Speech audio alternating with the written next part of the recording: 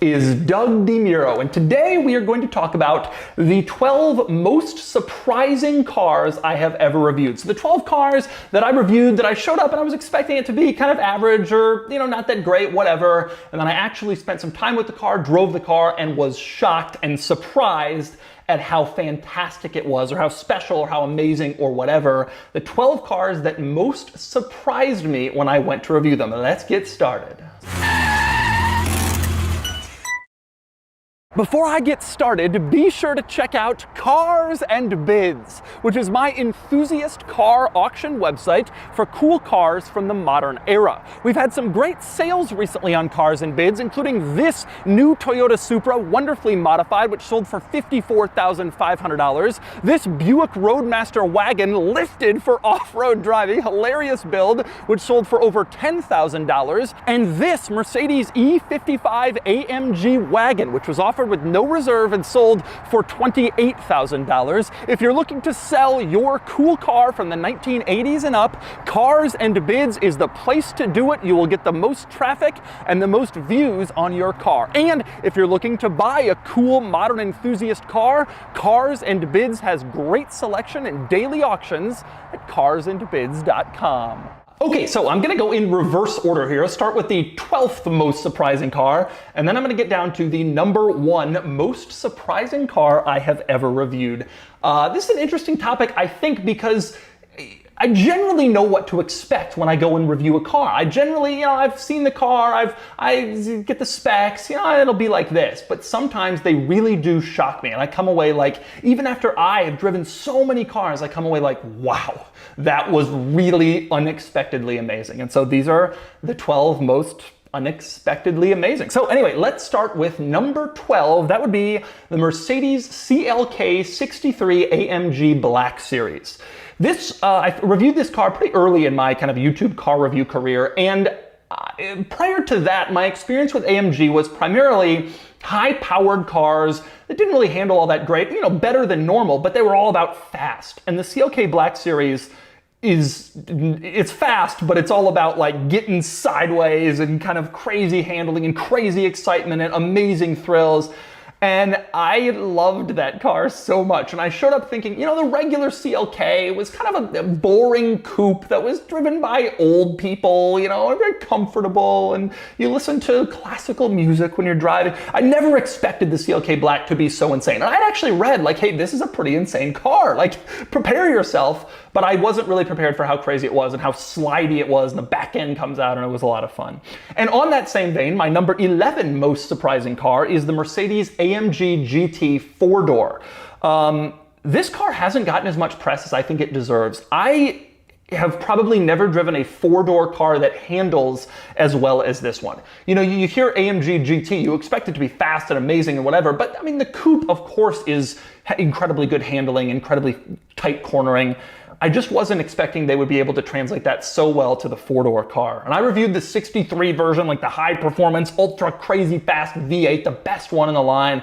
And I just loved the thing. And, sedans are kind of dying. That car's really expensive. It has not gotten a lot of coverage. But personally, I find that to be one of the most desirable sedan models ever. And frankly, I'm kind of excited for them to start depreciating because they get down to a certain number and it becomes really, really an attractive car. I was expecting that to be great, but not as great as it is. Okay, next up, number 10 most surprising car I have ever reviewed. That would be the Mazda RX-8.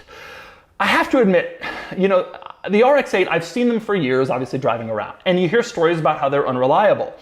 And you look at the numbers and they don't have that much torque. They have decent power, but not that much torque. And also, I don't find the RX-8 to be an attractive car. I think it's actually quite ugly. I think the front fender looks stupid, and then the elongated passenger compartment for the rear doors looks I think it's way out of proportion. And so I kind of made assumptions like, okay, this car's not gonna drive all that well, but people wanna see the review, whatever, I'll just do it. I went and filmed it, and just within a couple minutes, you realize driving that car, no, forget the unreliability, forget the low torque figure, forget the styling, this thing drives great.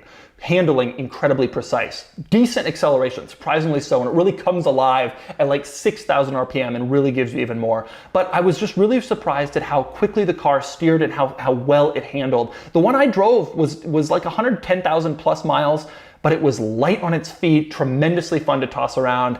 And I came away from that thinking, boy, you know, maybe I should have had an RX-8 over the years. Like, that is a pretty special car and it drives pretty well. And I was impressed with it. Okay, next up, number 9, most surprising car I've ever reviewed. That would be the Lancia Delta Integrale. So this was a 1980s hatchback that was sort of like hotted up to make it like the ultimate hot hatchback. It was the road version of a very successful rally car. And my entire life, I'd always heard about these Integrales, these Delta Integrales. They're cool. These special cars are only available in Europe, Asia. You know, they're not sold in the United States. Well, they're finally becoming legal, and so I reviewed an Integrale Evo 2, the very last and best version. And what I expected was, I thought it would be cool. I really like cars like this, sort of these 80s like muscular cars, not too much power, but I also thought it would be fragile. And there's nothing I hate more than a fragile car. I love to throw cars around, to really use them, to stomp on the accelerator pedal, to really have some fun. And I'm not a big fan when you have to be careful. And that car, you know, it's Italian, it's old, and does anybody know how to work on them? You're nervous. So I get in that thing, and I had that in mind, but then I start driving it, and I drive it a little bit harder and a little bit harder, and it just rewards you so well. It is so much fun to just stomp on and throw around, and I loved that car so much. When it came time to buy like a kind of weird, cool, you know, imported car from this era, I bought the Audi RS2, which I also absolutely love, but the Integrale is more fun to drive. It's more exciting, more fun to drive, and I was really surprised by that. I really thought I would have to just be careful and be nervous, but the truth is the car rewards pushing it, and it's so exciting. I really liked it. Okay, next up, number 8 most surprising car I have ever reviewed. Really getting into these now. Number 8 is the BAC Mono. Okay, a little preface. I don't like super hard-edged performance cars. Like, the ride is so rough and it's so loud, and they're fun to drive for my videos, and I can objectively review them and say, oh, this is better than the other hard-edged performance car, whatever. But to actually operate, I just like, oh, it's so loud. Generally speaking, I'm not I like a lot of the hypercars and supercars, but when it gets too raw, it's just not my thing. So I go to review the BAC Mono, and I'm like, all right, like, I'll do this because it's cool and whatever, but it's not my type of car. Well, you know, and I do the whole review, the whole quirks and features, and I'm like, God, this thing, you know, it's open seat and all these ridiculous compromises you have to make for performance. And then I'm finally ready to drive it. I'm like, all right, let's get this out of the way. Get in the car and drive it, and it was just a blast. It was so much fun. It was like a roller coaster. I have never experienced maybe that level of like raw emotional fun in a car. And you know, the interesting thing about it is I have also reviewed the Polaris Slingshot and the Ariel Atom, and both of those they're similar concepts. They were cool cars, but like the BAC was just so much better. It was a better car to drive, more fun, better put together, better steering and handling. It just was a great driving car, and it was just a total novelty. I still don't think I would ever want to actually own one and deal with all those compromises, but I don't know. I thought it was a pretty cool car, and it vastly exceeded my expectations, considering I was expecting to really not like it all that much, given the type of car that it is. Okay, next up, number 7 most surprising car I have ever reviewed. This is an interesting one. It is the Ford Fiesta ST. This is interesting for a couple reasons. Number one, before driving the Fiesta ST, I had spent considerable time in a Focus ST, like, you know, years earlier, but like a lot of time, like hours of time. I had a friend who had one, I drove it a lot. And so you would think that I wouldn't be that surprised or whatever by the Fiesta ST, but oh was I. That car, you don't expect Ford to make a great hot hatchback. I know they do in Europe, but in the States they are not known for that. They do not do that. It's not part of Ford's thing. They make trucks, they make kind of like big sedans like the Taurus. They don't make a good, truly good hot hatchback. And one thing American brands do to compensate for that is they just throw more power at their cars. And they think more power will just solve the dynamic issues. And that's not the case in this situation. The Fiesta ST drives amazingly. It is tons of fun to toss around. It is incredibly exciting and interesting, and the steering and handling is truly amazing. Like one of the very best of any hot hatchback. And on paper, that car, 170 horsepower, you're like, I don't really know. Is this thing gonna be any good? It's good. It's not that fast, but you can just beat on it to no end and just have fun. And I love that. I love using a whole car. I love a car that lets you just kind of slam on it without braking or having trouble, whatever. It was just cool. And it vastly exceeded my expectations considering what I thought Ford was capable of producing. Truly a world-class hot hatchback, probably the best subcompact hot hatchback I've ever driven. Okay, next up, number 6 car that surprised me most, that would be the McLaren P1 GTR. Now this will surprise you because you're like, how did the P1 GTR surprise you? Of course it's an amazing, insane car, you're an idiot.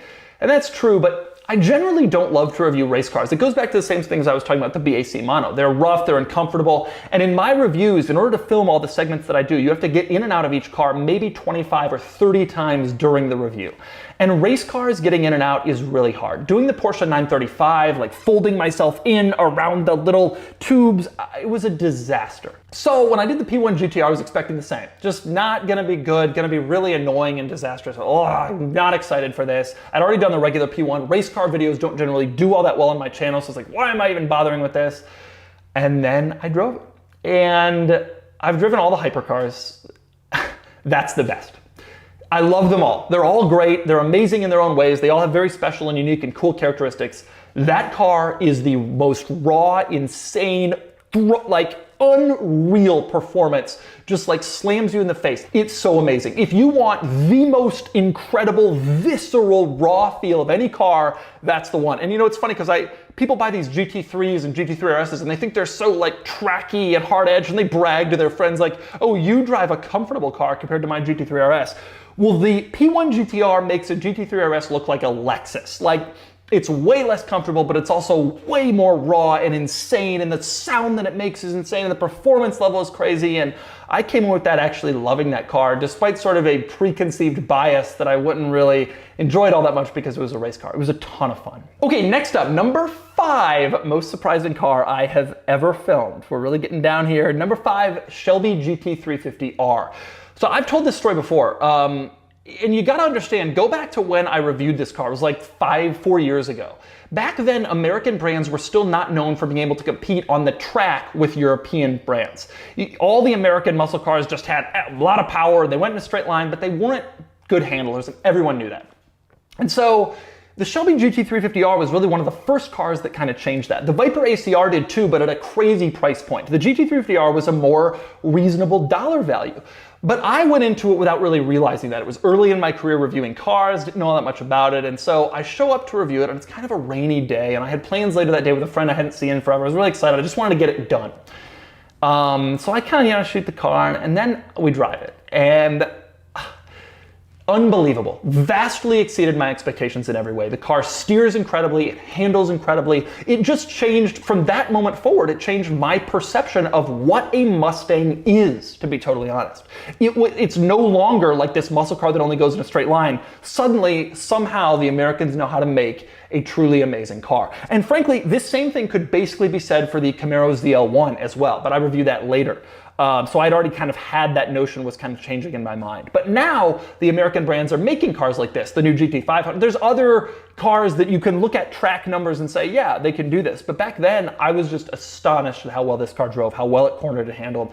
And frankly, I really kind of want a GT350R, but I feel like if I had that and the Ford GT, people would start accusing me of shilling for Ford. I don't want to go down that road. But I think it's an amazing car. It is one of my very favorite recent sports cars, period. Okay, next up, number 4 most surprising car I've ever reviewed. That would be the Pagani Zonda. Hear me out. I know this sounds insane. How is a Zonda beating your expectations? Your expectations are already really high. The thing about these crazy supercars and hypercars is when you show up to review them, you know they're going to be really fast, but generally speaking, you can't like toss them around like you can with like a Miata or a GT350R or a Fiesta ST or an S2000 or RX-8. You can't throw around a Koenigsegg. It's just too everything. It's too fast, it's too expensive, it's too dangerous, it might break loose, and you have that thought driving LaFerrari, and you have that thought driving P1. You're just afraid to really throw it around unless like you're a billionaire and it's throwaway money. The Zonda is the only one of these hypercars, supercars that I have ever driven that really felt like it could be driven like a Miata. The gear lever was just amazing. The feel of the shifter, one of the best I've ever felt. Same with the clutch. Perfectly tuned and designed clutch and gear lever. but also just the steering and handling made it feel like it wasn't that expensive, wasn't that intimidating of a car. It just drove like a good, fun mid-engine car. And if you closed your eyes, not that you do that on a Zonda, but if you didn't know, you could be convinced you were driving like an S2000, just mid-engine and like, you know, tuned differently and changed up, but like made by Honda, like an NSX, made by Honda to be great to use and operate. And I was so intimidated by the Zonda going into filming it because like this is basically a one of one. You can't get these in America. It's an incredibly rare and special car. I'm very nervous about driving it. And that car, more than any hypercar or supercar I've ever driven in my entire life, it almost was like your grandmother saying, don't worry about it. Everything is gonna be fine. Just drive and have fun. And that's what it felt like. All the other cars, you come away, you still feel intimidated, not the Zonda. Okay, next up, number 3 car that I reviewed that surprised me the most. People are gonna accuse me of being biased, but it was the 2005 Ford GT. Now, I wanna make a quick point here. Obviously, I own a Ford GT, a 2005 Ford GT myself. I only bought that car after I reviewed a different one on my YouTube channel. And the reason that I bought it is because it was that good. It's another example like the GT350 and frankly like the Zonda. I went there expecting one thing and got something way better. You know, the GT350, I went there expecting like a muscle car only good in a straight line. I was kind of had the same thought for the Ford GT. Like it's just a big V8. I know people tune them to do like mild drag races and get some crazy numbers. So I thought this car was going to be all about speed. But the reality is that's not true. It handles tremendously well. It's very fun to drive. And you hear all these stories about the Ford GT being dangerous, whatever. I find it to be actually rather forgiving. Yes, it's a lot of power with no stability control, so you have to know what you're doing, but it's also like you in the car. And once you get a lot of experience in one, you start to feel pretty confident. And it's just a great car. It also has a fantastic clutch and shifter action. The clutch is so smooth, so easy to drive. I get out of my Ford GT and into my RS2 and I'm like, get me back in the GT. It's so much easier. The clutch, the shifter, after the shifter kind of warms up, it is one of the great shifters ever to exist. And the car is just so iconic and special, and it's so neat to me that such an iconic car is also great to drive. I always knew it was cool looking, whatever, but I never truly expected Ford in 2005 building like the 500 and the Freestyle to be able to make a world-class supercar, but that's what they did. It really was a world-class supercar, and the reason the values have stayed high, I think in part, is because they didn't make that many. It's retro style cool, but also it just drives better than everything else did. Better than Gallardo, better than 430. It was just amazing. And I loved it so much I bought one. Okay, next up, number 2 most surprising car I have ever reviewed. This one will probably surprise you. That would be the Fiat 500 Abarth. This is the second most surprising car I have ever reviewed. That's probably because my perception of Fiat and Fiat Chrysler before I got into the car was dismal to say the least. You know, this was about 5 years ago, the time I first drove one. And Fiat Chrysler was kind of known for just making bad cars. They were unreliable, constant recalls, tons of issues. I mean, there were pictures on the internet of Jeep Wranglers being delivered with different fenders, like the Rubicon fender on one side and the Sport fender on the other from the factory. And that's how I thought about Chrysler. And so 500 Abarth comes out, and I've driven the regular 500 by that point, and that also is not that good of a car. Quality is poor, not all that nice, really slow. I mean, it's hard to imagine making that into anything other than a crappy little subcompact car. Then I drove the Abarth, and the sound, the fury, the drive, the handling, it's so much fun to toss around. It's such an exciting little car. And I couldn't believe they turned that thing from being stupid Fiat Chrysler making crappy cars to an unbelievable little hatchback. And I said earlier the Fiesta ST is my favorite subcompact hatchback ever. That's probably true because it has 4 doors, so it's more practical than the 500 Abarth. But the 500 Abarth is more fun. It's just insane. It's a crazy little car, and you can pick them up now for like $8,000, and I truly can't think of a better car for $8,000, which is funny to say because if you asked me to recommend any other 2012 Chrysler product, I wouldn't. That's that. And finally, our number 1 most surprising car I have ever reviewed in my entire life, Mercedes-Benz SLS AMG. This goes back to what I was saying before about the CLK Black Series. You know, you hear AMG and you think high-powered car in a straight line. And even if you've driven stuff like the Black Series, the AMG G 4-door, you know, you still look at the SLS and it's got this big engine and this throaty exhaust, and I've driven the SLR. which was a straight line car purely. I mean, that thing doesn't handle. And you get into the SLS expecting something similar. It's a Mercedes-Benz, 2012. You know, they were all about S65s and SL65s and fast straight line cars, and it's so perfect finesse. The handling and the steering in that car are unbelievable. And I actually think the SLS remains one of the great bargains of supercars today. You can pick up an SLS Roadster for like 100 grand.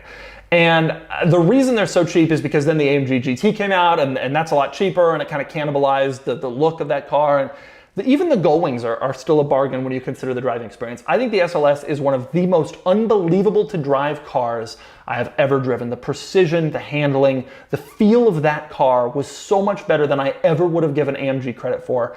And especially at that time period. And it just totally, again, that was another transformative car. It changed my opinion of what AMG was capable of. Like, oh, they make straight line fast cars with big exhaust. No, actually, they can make a world-class finesse supercar.